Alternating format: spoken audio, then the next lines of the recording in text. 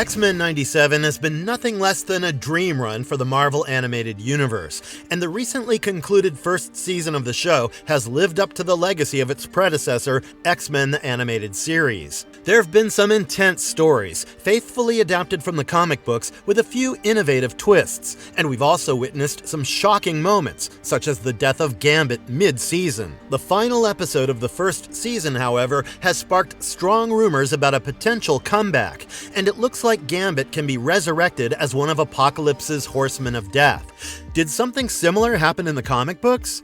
Will Gambit ever emerge from Apocalypse's evil influence? In this video, you'll find all the answers and more, and this will also give you a good idea about what to expect in Season 2. But before we go into our explanation, we have a very small request. If you like our content, please support us by subscribing to our channel. This is a small click for you, but for us it means a lot. Thank you. Let's begin.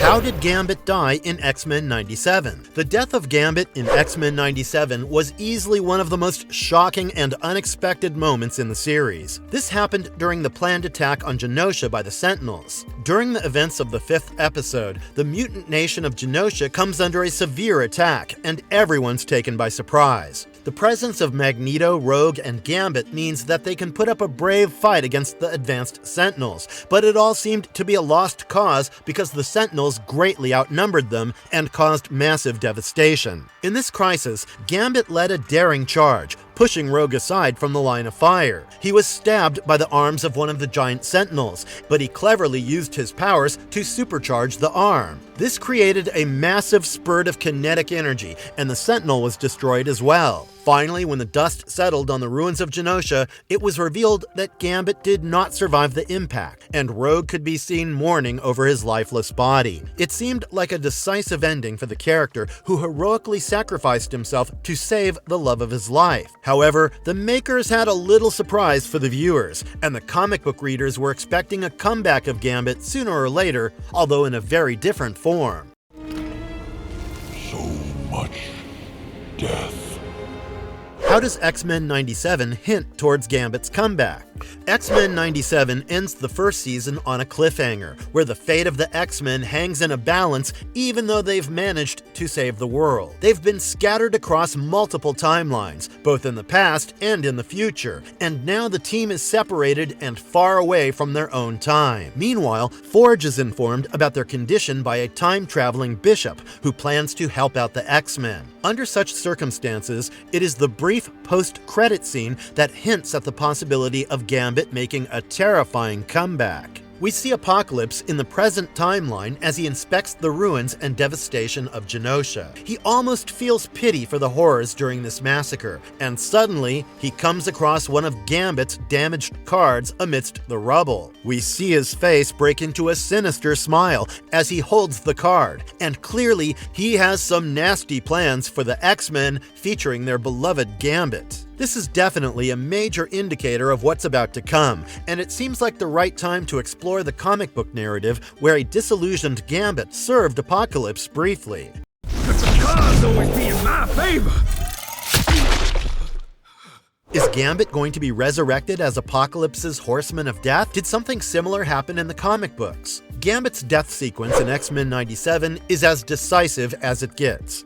There is no room for outrageous coincidences or a mysterious disappearance, and we literally saw his corpse at the end of the episode. Also, as revealed by Cable while he explained certain things about time travel, Gambit's fate, or the overall fate of Genosha, cannot be altered even if someone goes back in time, as these are some of the fixed events. In this situation, only something remarkably magical and advanced can resurrect him, and who better than Apocalypse to get the job done? As we all know, Apocalypse is one of the most advanced mutants ever, and he has access to advanced alien technology as well as power of the Celestials. There have been instances of Apocalypse bringing back the dead in the comic books, and we can surely expect him to do the same for Gambit. In fact, there's even a comic book narrative where Gambit serves as one of his Horsemen Horseman of Death, but the circumstances in the comics are very different. It all started with the intrusion and manipulation of Mystique, who seemingly didn't like Gambit as the partner of her adoptive daughter Rogue. By the time Mystique intervened,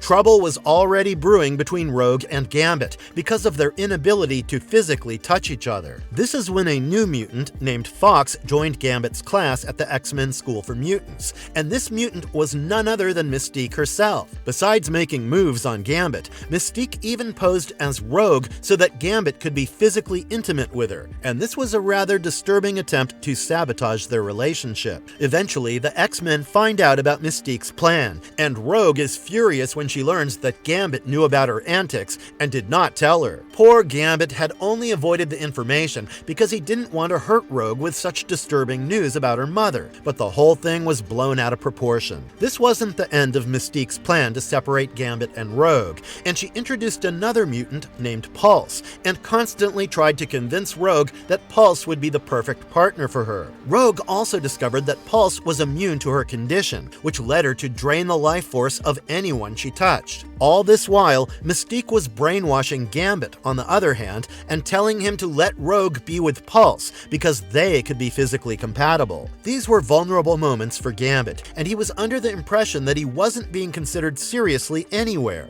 be it the X-Men or his lady love Rogue. Apocalypse preyed on this vulnerability and insecurity and offered Gambit an opportunity to work alongside him as one of his new horsemen. A disillusioned Rogue saw this as the next rational step of his life, and he also viewed Apocalypse as someone who could do good for the mutants and restore the powers of those who had lost theirs. What happened next came as a complete shock for the X-Men, and Rogue in particular. Gambit attacked them as the new Death, and ironically enough, it was Pulse who saved Rogue. Apocalypse was defeated for the time being, but Gambit simply disappeared. Meanwhile, Rogue and Pulse strengthened their romance after the latter's heroic rescue job, but they didn't have a happy ending because Rogue refused to commit to Pulse, and soon Pulse was written off. Gambit was still around, with Apocalypse's evil deeply imprinted on him, but he also wanted to get out of this condition.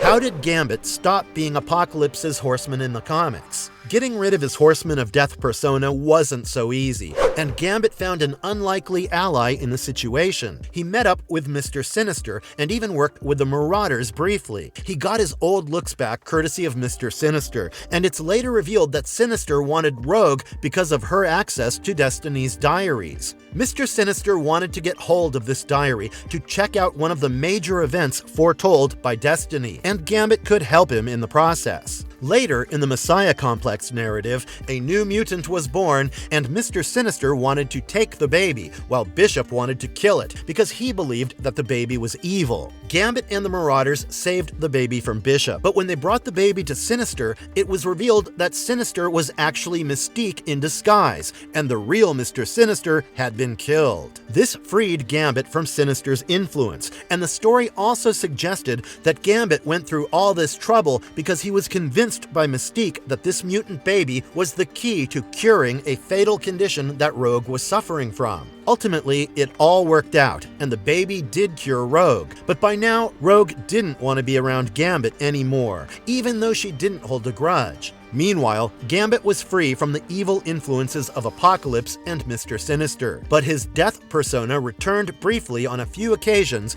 even after he re-embraced the life of a superhero with the X-Men. Too dangerous, Jeff!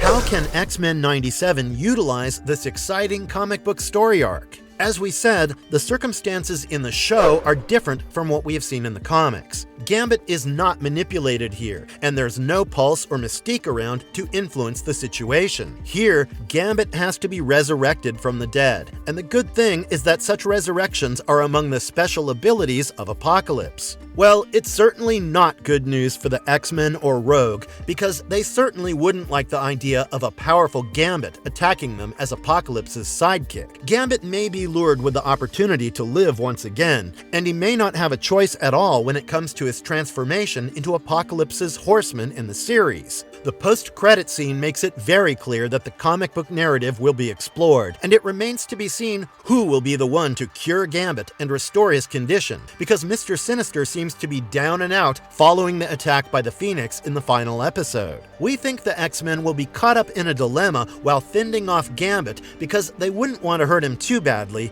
and they also can't hold back their punches if they want to attack as powerful as him. It's also quite likely that just like the comic book narrative, Gambit will eventually regain his original self, but we're uncertain about the kind of damage that he'll do before things are back to normal for him. If Mr. Sinister is not there to fix his condition, expect the likes of Beast, Forge, and Bishop to help out with their advanced technology and scientific minds. However, all said and done, he might not get the happy ending with Rogue in X-Men 97, just like he never got it in the comics. Don't forget to tell us about your thoughts on the possible resurrection of Gambit, and also let us know what you'd like to see going ahead in the second season of X-Men 97. And if you liked our content, don't forget to leave a like and subscribe to us if you haven't already. Have a good one, and be safe. Thanks, everyone.